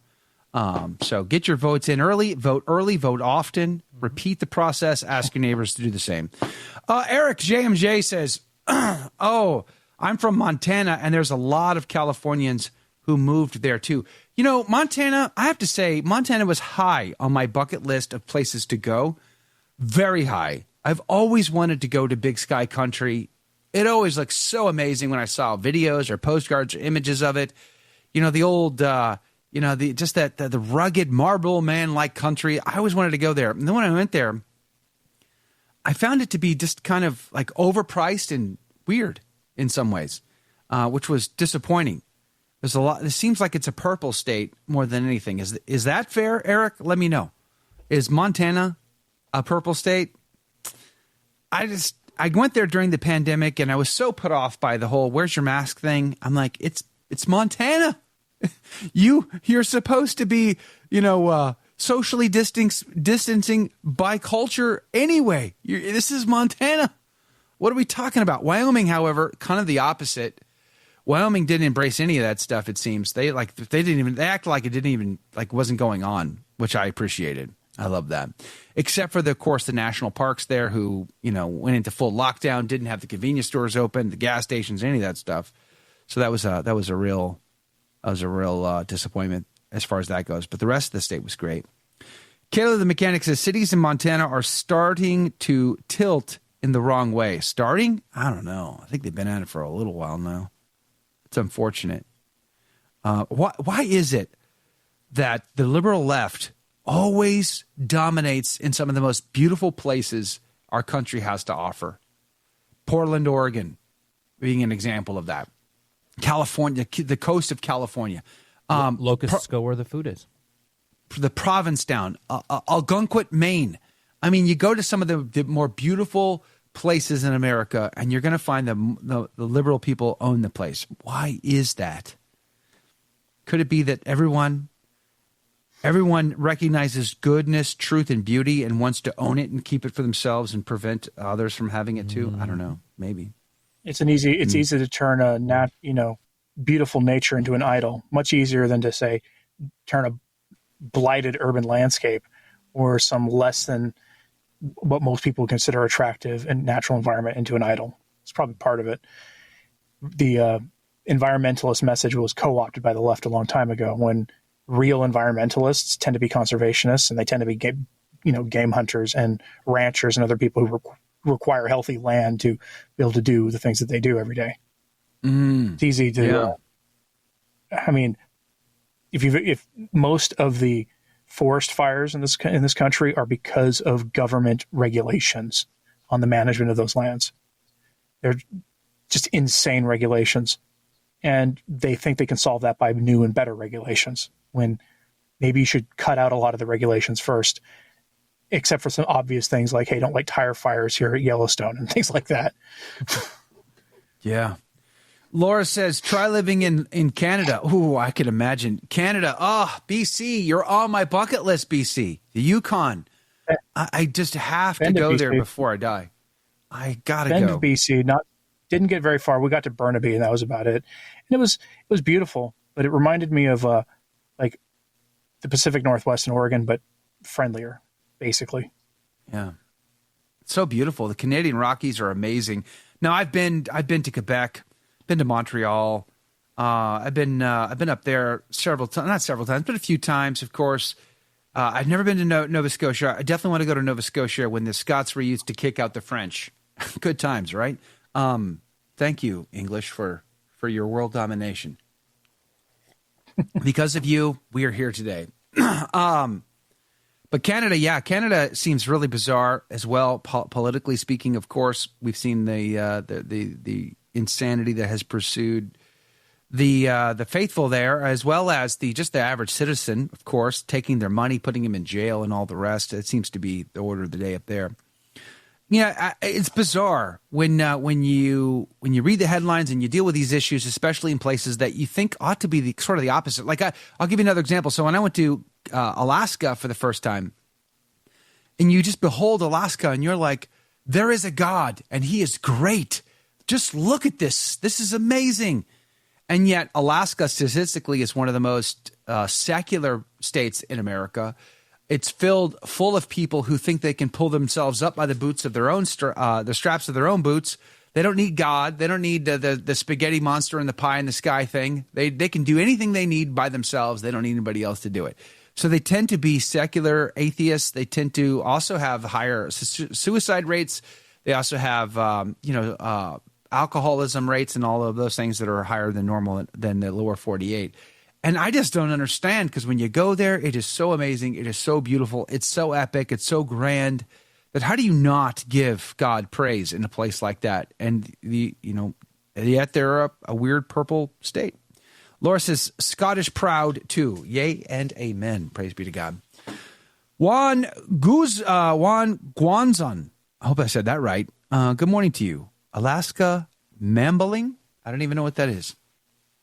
Time to move to, did you say Uruguay, Colin? Are we moving to Uruguay? Anthony, do you think that what is like the most Catholic, solidly Catholic? Is there a country that is the most solidly Catholic country in the world?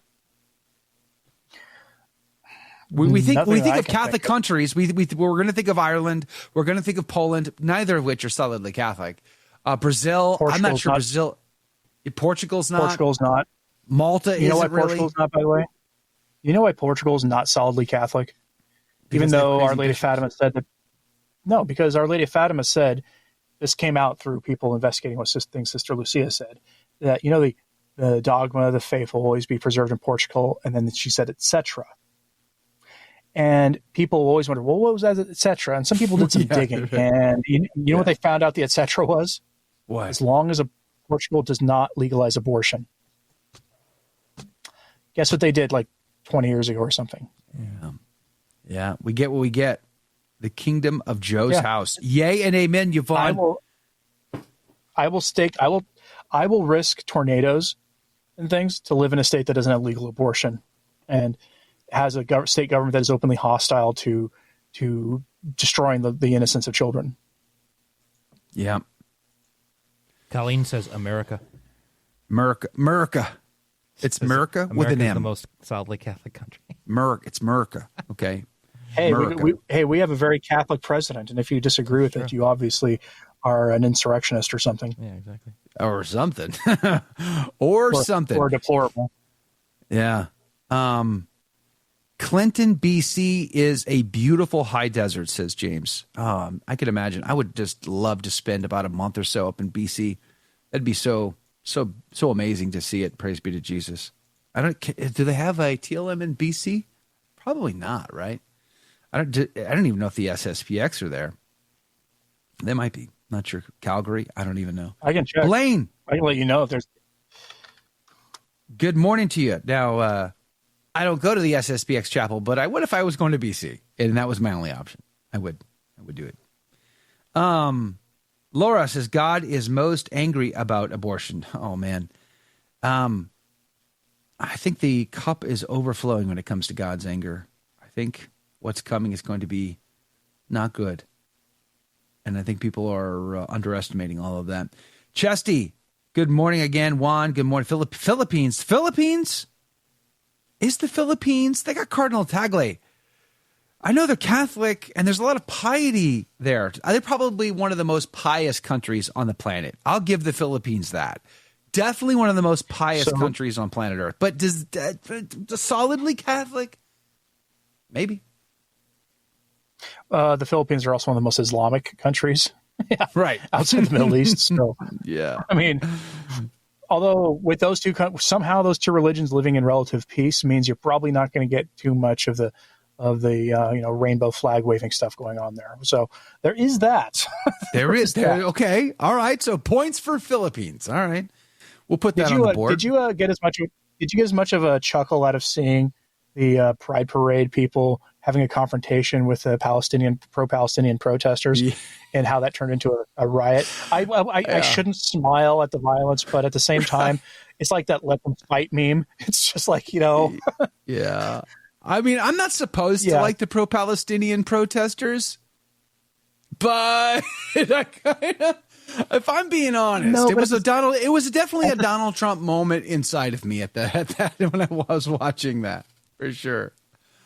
Oh man, it kind of reminded me. Do you remember like, so the whole Black Lives Matter protests that were happening in all these cities, and then all of a sudden they were coming around this corner, and then the Proud Boys were coming around this corner, and then there was like this big bash and brawl that happened. Remember that from like back in 2021 or 20? I can't remember. It would have been 2020 probably. Yeah, I don't remember what year it was, but it was just back during the pandemic and all of that Black Lives Matter stuff. I was like, watching that going, look at these two groups. Look at these two groups go at it. It was my favorite part of that time was when they told us that the Black Lives Matter protests did not help spread COVID. That was my favorite part. That you going to the grocery store and standing 3 feet behind the person would, but what? I mean, how dumb do we have to be? I get the feeling if they try to like kick off a bird flu thing this year, that no one's going to buy it, except for the people who still wear masks. They'll be the ones who buy it, and nobody else will. I think they overplayed their hand in 2020, and now they're like, oh man, we that was one of our best strategies. What do we do now? Because even the modernist, they don't want this. Even there's liberals who don't want this anymore. They were pushing liberals to support Donald Trump, for crying out loud, over all of this. Although Donald Trump was terrible during the pandemic, one of my biggest criticisms of him was giving $1 billion to Big Pharma, and then setting the ball up for Joe Biden and team to cram it down our throats. So thank you, Art of the Deal guy. We had 3 pretty good years, and then someone took advantage of his deal making. Big time. Huge. Right. That was and that was the problem. I think as one of the other bigger, criticisms I have for Donald Trump, which, by the way, my comments on the Donald Trump conviction have been included in a Crisis Magazine article published today. You can go over there. The headline says, "Growing Anger at the Trump Convictions." There's several people who were asked to submit comments. I was among them. And you can find my comments there. But I think he naively walked into the deep state. I think he thought, without question. He thought, I'm Donald Trump. I have all I need already. But he walks into a very sophisticated, well-connected, organization who just weren't going to put up with it. And then he appointed all the wrong people. The governments for 60 years. Yeah. Yeah. I find it funny that he's kind of making that same mistake, because when asked if he's going to declassify some really hot button documents, he says, "Oh yeah, we're going to declassify JFK, 9/11, and whatever the other one." He said that the first time. I'm like, bro, you're willing. He seems a little more hot about it now, and I'm just like, you want to follow in JFK's footsteps? This is how you do that, is by promising this stuff, because they have had. Nobody thought that they would actually convict him. That they just do this so they can bring down his approval rating. But they did. Nobody thought that they would impeach him twice. Nobody thought they would do all these extreme things. They have done every single extreme step. So what's the next extreme step? Send him to jail and take his Secret Service protection away. Well, that's the interesting thing. If he goes to jail, I don't personally believe he'll go to jail. I think they want the optics. That would be catastrophic. But if they make him a martyr even further, it's only going to backfire. Already, liberal billionaires are already announcing they're going to support Donald Trump. Like, that's not the outcome you want if you're on the liberal left and you're looking for an option in the next 4-year term. So I think it's backfired on them in that. But if he actually puts on an orange jumpsuit, it is over. At that point, America. Some commentators have said America was an outlaw. Everybody who shops at a Family Dollar or a Walmart's going to vote for Donald Trump if he's in an orange jumpsuit. It's over. It'll be it. Right. And remember, America loves an outlaw. And as one commentator said, they turned him into Tupac, basically. Mm-hmm. Which is not wrong. That's exactly right. Yeah, they did, didn't they? Oh, man. It's so ridiculous. Interesting times, the times we live in. If By the they had way, done none of this stuff. Yeah, exactly. If they had done none of this stuff, they'd be winning right now. They would be. Even though, it's true. Although, you know what's funny right now? No one's noticed this. OPEC hates Joe Biden. They hate him. Yeah. To the point where they have decided to curb oil production again by 3.9 million barrels until the beginning of next year. That is clearly, and that's their pushing on the election themselves. Yeah, I reported on that the other day. Your gas is going to go up. He always, your gas is going to go up. Biden sends these guys over to the Saudi, crown prince to say, hey, can we get a little bit more oil? And he's like, no, no, you can't. In fact, you're going to get less this time. Hey, have a great day, though. Right. That's where we've been these last few years in this. I was going to say pontificate. That was just a Freudian slip of mine. Rather, the presidency. We live in interesting times. We do indeed live in interesting times. Hey, people in NYC wear masks. I wasn't a good mask wearer. I need to breathe, Evelyn said. I had to fly in 2020, and they required the mask. So I ended up buying one of those like pantyhose masks. So it was all open, so I could breathe on the plane. And as long as I wore it, I guess they were okay with it, but it didn't encumber my breathing at all whatsoever, which was hilarious. My favorite was Mike from Restoring the Faith had posted pictures on social media of himself flying with a mask on. The mask had printed on it the words, "This mask is as useless as Joe Biden," or something like that. Yes. Yeah. Yeah, he got a lot of dirty looks for that on the airplane, but they couldn't do it. He was following You're the one rule. who wanted me to wear a mask. You want me to take it off? I'll take it off just for you. I'll be kind and take it off just for you. Oh, man. By the way, Janice asked, what happened a year ago? Are you asking about the Gloria Purvis thing that I mentioned in passing a few minutes ago? That could be a whole separate show. Yeah, I was curious about that too.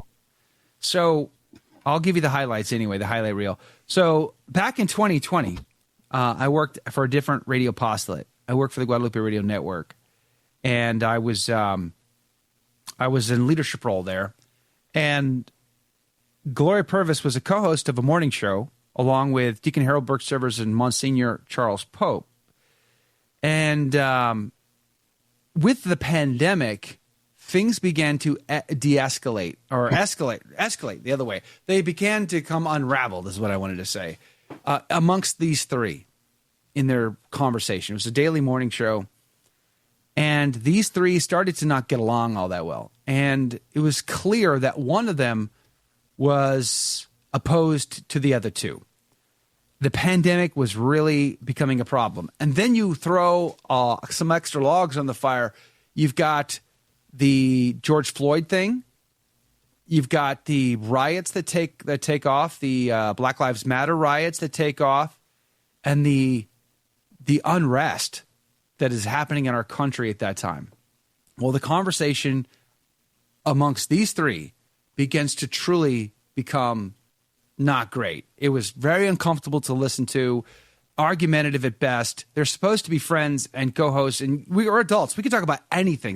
That's my policy, is I should be able to talk about anything with anyone I want because we're adults, and we should be able to do that. So I don't have a problem with talking about difficult subjects or even having contrary opinions, but they shouldn't be. Co-hosts shouldn't be trying to kill each other along the way. Like, you know what I mean? I'm exaggerating to make my point. So bottom line was the network decided it was no longer comfortable to listen to this. We asked EWTN to kind of get involved and do something. They declined to do something. So the network I work for decided we got to do something. If EWTN won't do something, then we got to do something. So they took it off They decided to stop carrying the show. Gloria Purvis, she was really, upset by the fact that the GRN took that show off the air. And so she basically made it a personal war with the GRN. She turned a lot of reporters on the story, and they all kind of came after us, which led the, literally thousands and thousands of people to come after the GRN, accusing the GRN of being racist. I actually remember that now, because I remember covering that sort of because they eventually got rid of her.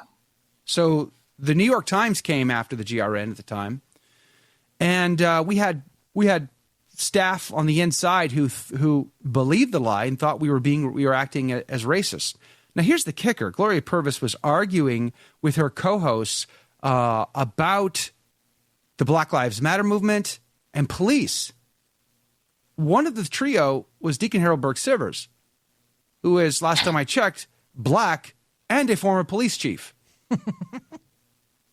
I'm guessing he was not fond of Black Lives Matter.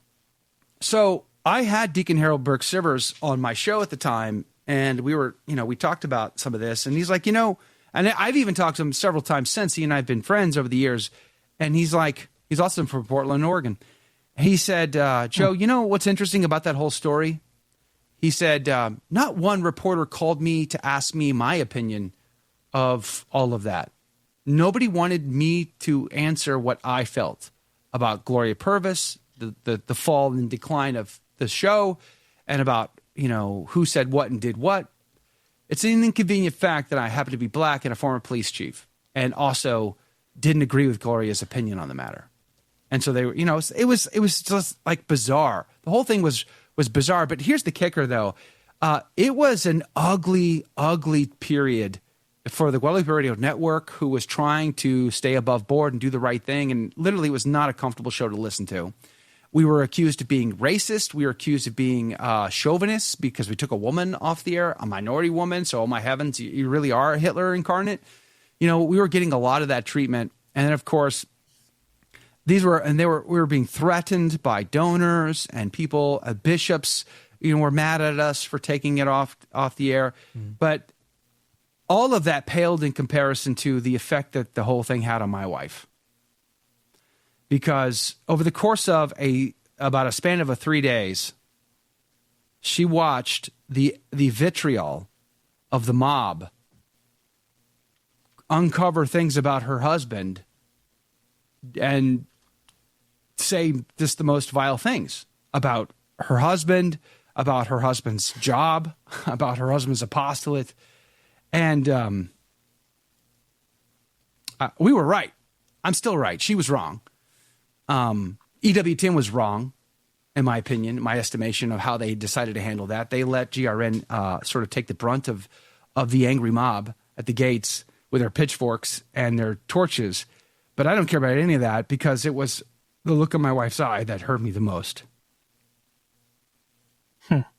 So anyway, that's the story. It sucks when the mob comes after you. There's no question about that. Candace Owens talked about that yesterday, and hopefully she'll share more about that at our conference in August in Niagara Falls.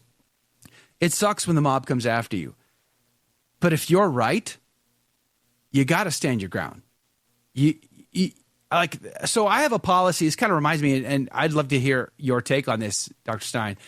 I have a policy on YouTube. We can all have an opinion. I have an opinion. I share my opinion all the time. I have guests on that share their opinions all the time. I let the audience have an opinion too. You don't always agree with me. There's lots of people who show up here and they have mean and ugly opinions. For the most part, I'm pretty tolerant when it comes to allowing you to express your opinion. As a result to that policy, I don't actually spend all that much time reading the comments on, say, my videos on YouTube. On occasion, I will go and read them. But I also don't regulate them all that much either. I regulate hate speech, basically, what YouTube would call that, because I know they sometimes hold you responsible for letting that kind of stuff fly in your comments. Beyond that, I have a hard and fast rule of banning people who try to lead people out of the church. And that means if it's a Protestant saying, like this morning while we were talking, I looked and saw that somebody was saying, why not a female pope? You guys worship the Queen of Heaven. And I was like, I gave her a snarky response. And she's like, I'm a former Catholic. I'm not a Protestant. I'm just a follower of the Bible and of Jesus. I'm like, banned. Like, you don't even know what the terms mean, for crying out loud. You are protesting the church. You are a Protestant by definition. Oh, my heavens. If you are not part of an apostolic tradition in Christianity, we can name all of them if we want to, but if you don't have valid orders that go back to the apostles, and you call yourself a Christian, you are by definition a Protestant. Mm-hmm. That's what you are. If you can trace yourself back to Luther, or Calvin, or Zwingli, or Henry VIII, or some other group that I'm not naming, you're a Protestant. So if you try to lead people out of the Catholic Church, I will ban you. If you try to, that includes also the Orthodox. I'm fine with Protestants and Orthodox in my comments, but if you're trying to lead people out of the church, that's kind of, I don't want to have to answer for that someday. But beyond that, I don't care that much. I mean, if you're trying to run a marketing scam in my comments, I'm sure, does your producer here make sure that no one is going, hey, WhatsApp, or hey, this one person fill in the blank name saved me thousands of dollars. My life changed. And then there are 47 comments from bots, right? That stuff. I'm on. But otherwise, I read my comments. I hit like on some comments. I reply to a few, because it's good to keep that interaction going and have people actually feel like the person they're commenting with actually cares. Yeah. Every once in a while, I will do that. I will read them and respond, but I tend not to, because there's a trade-off here. There's a trade-off, and I go back to what I said a minute ago about that look in my wife's eye. There's a price that is being paid by my wife and my children in the work that I do every day. That's a heavy price. There's not enough compensation to make up for some of those consequences that come with the job. I'm just here to tell you, not enough. So I balance things. But I balance that load by saying, hey, listen, I can have an opinion. You can have an opinion. We should be able to be in the same room and at least have a conversation without killing ourselves. I've been told I shouldn't be talking to so-and-so because they're a canceled somebody or other. Listen, I should be able to talk to anybody about anything at any time because we're adults. We should be able to do that, right? And I think that's part of the issue, that we live in this sort of cancel culture thing. So going back to Gloria for a second, God loved Gloria. I want only the best for Gloria. I want only the best for her family, and I hope and pray that God uses her in a powerful way to do amazing stuff. But she caused a lot of trouble. She took, at the time anyway, maybe since she has changed, she took no responsibility for it and was happy to fan the flame of the hate mob that came after us. So I, as sort of like a balancing mechanism in my own life, I have to be knee deep in this difficulty, dark stuff all the time. I cannot be consumed by the comm box. I give that effort right here, right now, when we're doing live shows. This crew is an eclectic group of amazing people. You have various opinions. Some of it I agree with, some I don't, but we tend to be good citizens in our comm box during the live show. So I spend the time reading your comments during the live program. I actually don't read the comments all that often. I do sometimes, but not all that often on the uploaded videos. But the live stuff I do because I enjoy the community. I like the crew that's here every day. And I like the conversations that we have. So it's for my own soul. I just don't think I can spend, because I think I would be consumed by it all. And I think there's a balance to be had there. You were going to say, Dr. Stine? Oh, I can't even remember now. It doesn't matter. But